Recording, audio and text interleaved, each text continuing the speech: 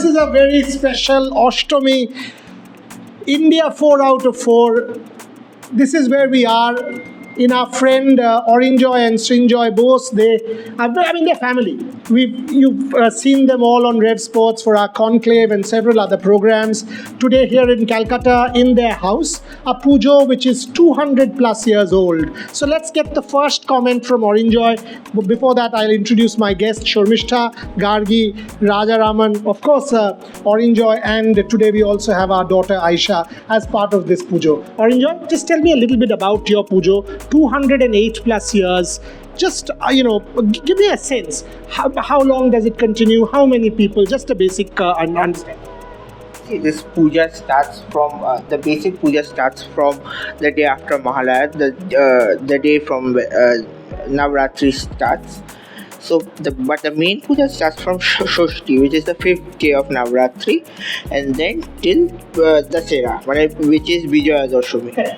So this is a 200 years plus, as you said, puja, and it has been for years now.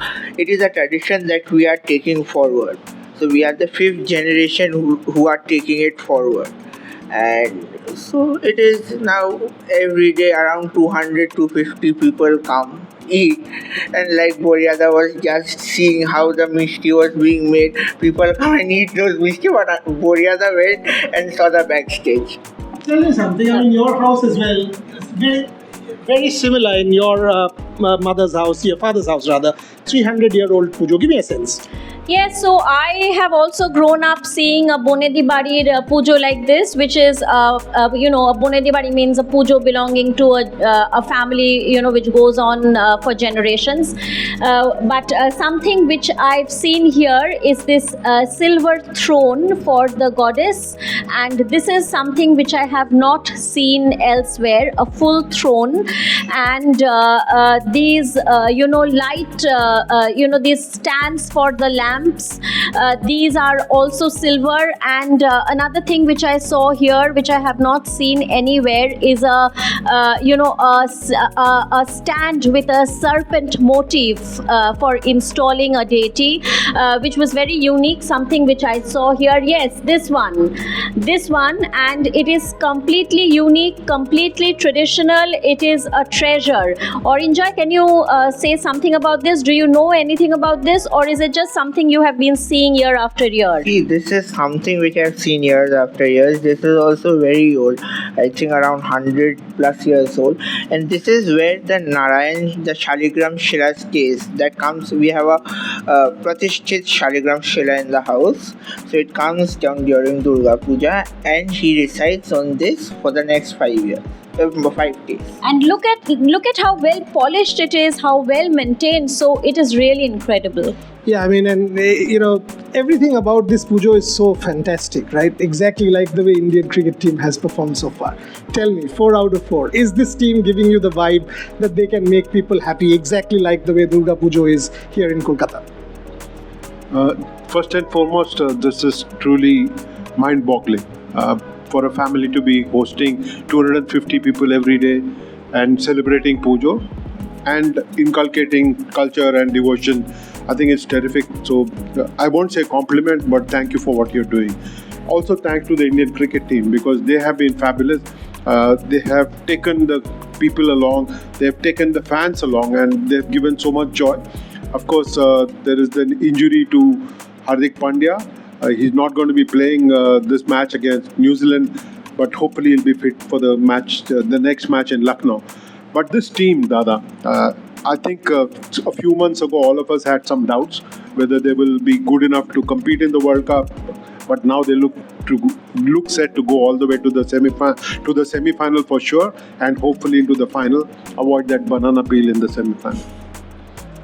That's the question I wanted to ask you, Gargi. I mean, one, have you seen anything like this? I mean, the Durga Pujo in a household like this, which is years and years old. So, first, your first Kolkata Durga Pujo in that sense. So, thoughts on that? Compare with Ganpati. You were telling me about Ganpati. Yes. So, I was about to say that this is very similar to what happens in Maharashtra during Ganpati, the celebration that happens there. There are also a lot of old, 100, 200-year-old celebrations over there that have been happening at one particular spot or in one particular family for years and years.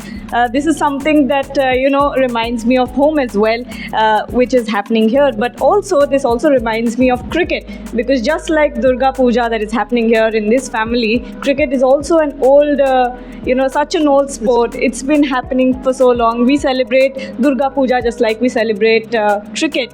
And the culmination of Durga Puja and cricket in Kolkata has been incredible. Yeah, and that was the second question before I go to Aisha about what pujo stands for her. I mean, so far 4 out of 4. This team is now starting to look the team to beat.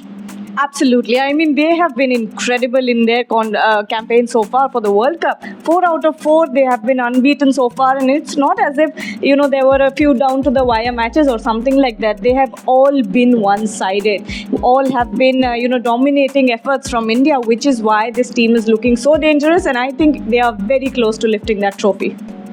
I have doubts about that last comment. I mean, I'll let that pass, that they are close to lifting the trophy. Aisha, what does pujo stand for you? Is it food? Is it school holidays? Is it new clothes? Is it what? It is school holidays. So you don't have to study at home? No, I have to study at home. And what about new clothes and food? That is... It's there as well? Yes. Very good. Okay, Oranjoy, coming to you. I mean, you said hundreds and hundreds of people come home. What's the food like? Is it all vegetarian, Bengali traditional food? Or what is the kind of food like? Because your mom was telling us that new kinds of food and stalls like you have malai toast and that kind of stuff as well. No, the basic food is absolutely staple Bengali, traditional Bengali food, and 100% vegetarian. No garlic, no onions, no masoor ka dal, nothing. So the 5 days of puja is absolutely vegetarian in the house.